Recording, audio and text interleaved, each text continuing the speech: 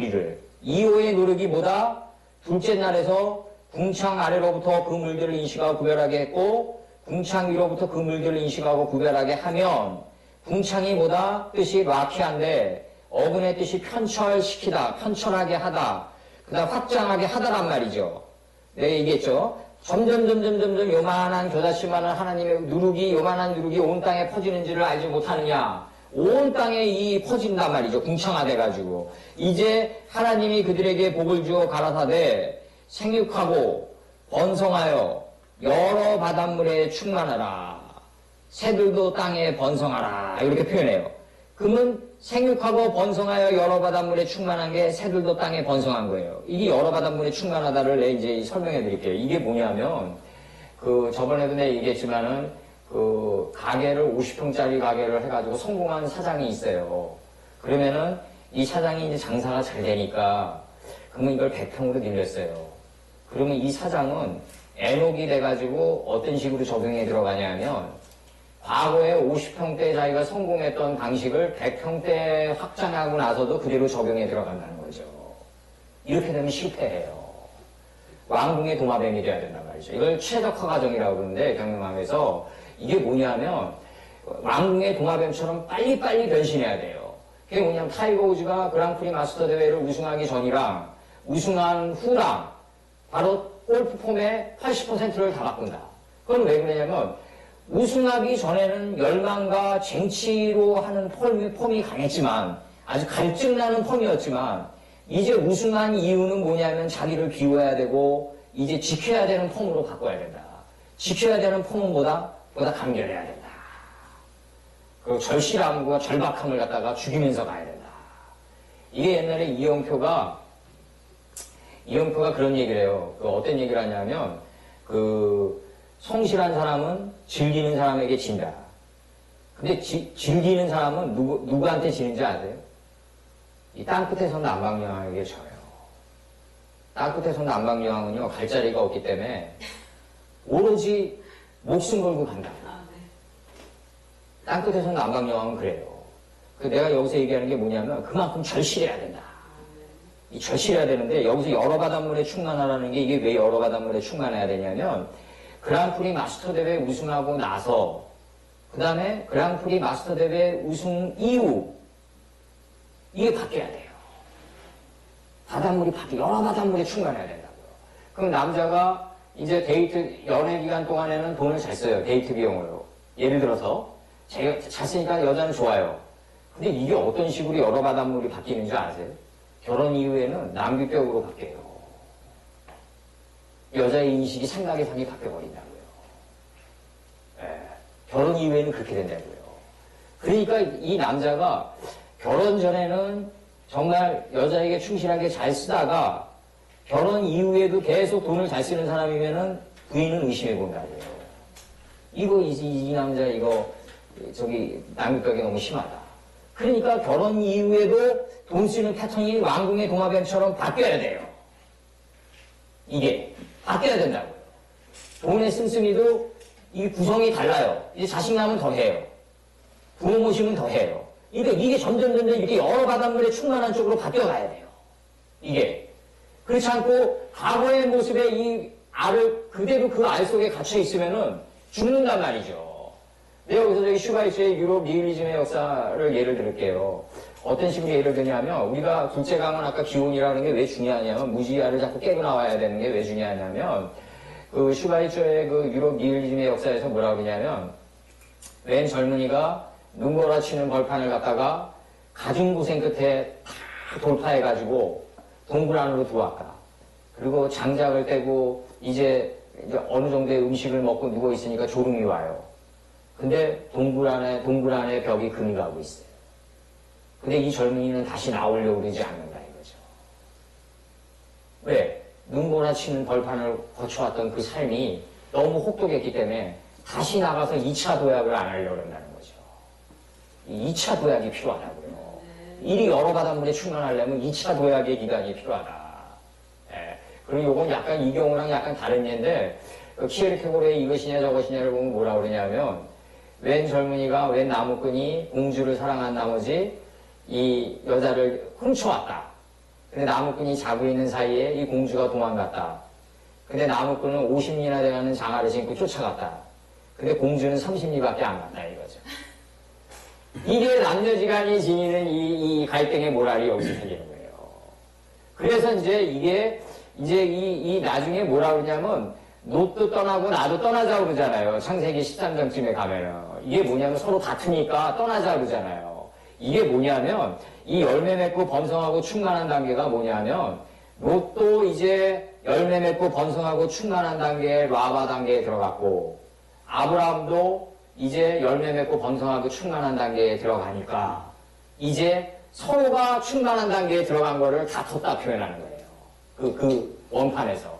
그리고 이제 뭐라고 얘기하냐면 그때 가나안 사람 브리스 족속이 보이는 거예요. 이 브리스 족속이 뭐냐면 인식의 벽이 허물어진 사람이에요. 어근의 뜻이. 왜냐하면 우리가 안에 지혜가 서로 비슷하게 성장해 가야 된다. 모든 국가 간의 전쟁도 그렇고 부부지 간의 싸움도 그렇고 인식차 때문에 그 20리나 되는 장화, 50리나 되는 장화를 쓰니까 공주는 30리밖에 안 갔는데 그 20리나 되는 그 인식차 때문에 빚어지는 이 전쟁. 이게 모든 국가 간의 전쟁이고 개인과 개인 간의 전쟁이고 모든 전쟁은 다 어디서 빚어진다? 브리스 족속이 원초적으로 장과 총합절을 이동하지 않았기 때문에 생기는 것들이다 이거죠. 브리스 족속은 뭐다? 내 안에 존재하는 욱하는 감정인데 다툼과 분쟁을 일으키는 감정들인데 이게 어근의 뜻은 뭐다? 인식의 벽이 허물어진 단계가 브리스 족속의 총합절을 이동, 궁창이 설계가 된 단계에서의 번역이다 이거죠. 롯도 그 안에 열매 맺고 번성하고 충만한 단계에 들어갔어요. 그리고 아브라함도 생육하고 번성하여 여러 바닷물에 충만한 단계에 들어갔어요. 이렇게 가면은 이제 처음으로 보이는 가나안 사람이 누구다? 다툼과 분쟁, 바로 인식의 벽이 허물어진 브리스 사람이 보인다. 근데 브리스 사람이 교육을 안 받으면 어떻게 될까요? 평생 다툼과 분쟁을 일으키는 사람이 되는 거예요. 다툼과 분쟁을 일으키는 사람이 되는 거예요. 기르가스 족속이 다가온다. 우리 안에 가장 가까우고 꼬드기는 족속이 다가온다. 그럼 내 안에 가장 가까운 족속이 누굴까? 내 생각일까? 아니면 마음판에 새겨진 하나님 말씀일까? 여기서 바로 중요한 기르가스가 양단의 날개에서 선택이 있는 거죠. 하나님의 말씀이 마음판에 새겨진 내 하나님의 말씀을 내 이웃 삼아 나가는 그 단계의 기르가스 족속까지 우리가 가야죠. 이 가나안 족속의 이 하나하나를 다 직면하면 그 안에 뭐가 있다? 바로 원석이 있고 정금이 있고 아르박삿이 있고 스보임의 보석이 다 있단 말이죠. 이 가나안 족속을 죽이는 게 목적이 아니라 그 안에 담긴 하나님의 그 하나하나의 그 깨달음의 성읍 안에 담긴 하나님의 하나의 그 빛들, 그 태초의 뜻들, 그걸 꺼내어서 오늘날 우리 인격으로 만들어가지고 세마포 옷을 입고 다시 이 세마포 옷으로 이걸 갖다가 입고 나갈 수 있어야 된다, 우리가. 그게 진정한 신앙입니다. 그래서 하나님이 가라사대 그들에게 복을 주어 가라사대 생육하고 번성하여 여러 바닷물에 충만하라. 이 여러 바닷물에 충만한 게 솔로몬 때는 왕궁의 도마뱀으로 나오고 여기서는 새들도 땅에 번성하는 거로 나오는 거예요. 새들도 땅에 번성해야 된다. 그러면서 저녁이 되며 이제 저녁이 되니까 이제 하나님의 말씀이 이제 빛과 나의 무지가 교환돼 나가는 저녁이 되니까 깨달음의 속사람이 일어나는 아침이 나와요. 이게 다섯째 날이다 그래서 한미시가 나온다고요. 오병이 이루어진다 여기서. 이 오병이 이루어질 다섯째 날이 이루어지려면 우리는 어떻게 해야 된다? 이어의 노력을 해야 된다. 이어는 뭐다? 바로 궁창 아래로부터 그물들을 인식하고 구별하게 했고 궁창 아래로부터 환도뼈 밑으로 손을 넣었더니 머리가 침상이 보인다. 침상 안에 머리가 있다. 그게 요셉이다. 야곱이 활 쳐놓으셔가지고 절을 한다. 이게 중요하다고요 하죠. 환도뼈 밑에 손을 넣는 이 궁창 아래로부터 그물들을 인식하고 구별하게 했고 궁창 위로부터 그물들을 인식하고 구별하면은 이제 우리는 모의 단계에 들어가고 점점 내 안에 있던 오병이 점점 많이 보인다. 우리가 오병을 만드는 게 아니라 오병은 원래 우리 안에 있었고 우리가 이어의 삶을 살게 되면은 원래 있던 오병이 보이게 된다. 그리고 여기서 그리고 다섯째 날에 들어가면서 이제 열매 맺고 번성하고 충만한 단계에 들어가요. 그리고 옛날에 이제 물두멍의 높이, 우리가 성소와 지성소에 들어갈 때 제사장도 죄가 있으면 씻고 들어갔어요. 그러니까 이 물두멍의 높이는 5큐빗이다. 5큐빗이에요. 예, 음법으로 써야 돼요. 예. 그리고 이제 여섯째 날 한 파트만 더 하면 하나님이 가라사대 땅은 생물로 그 종류대로 내요. 생물이 이게 우리 안에 있는 무지한 물이 살아있는 지혜의 물로 바뀌면서 육축이 나와요. 이 육축이 뭐냐면요. 고기 육이 아니에요, 이게. 이게 6개의 지혜를 축적한 거예요. 네, 육축. 우리 안에 하나님의 이 6째 날까지의 이 6째 날을 축적해버리면요. 기는 게 되는데, 이 기는 게 뭐냐면, 하늘의 뜻과 땅의 뜻이 일치해서 내 마음 땅에서 기어가는 거예요. 그러니까 내 삶이 하늘의 뜻과 일치한 삶을 사는 걸 기는 거라고 했다고요. 이걸 히브리어로 로메세트라고 그래가지고, 영어로 디프리케이션, 플러그인이에요. 플러그처럼 꽉 끼고, 일치해서 기어가는 거예요, 이제. 그래서 내가 항상 젊은이들에게 옛날 젊은이들을 가르칠 때 뭐라 그랬냐면, 너희들이 얘기하는 금수저, 은수저 찾지 마라. 그럼 용이 어디서 나냐? 개천에서 나지 어디서 나냐?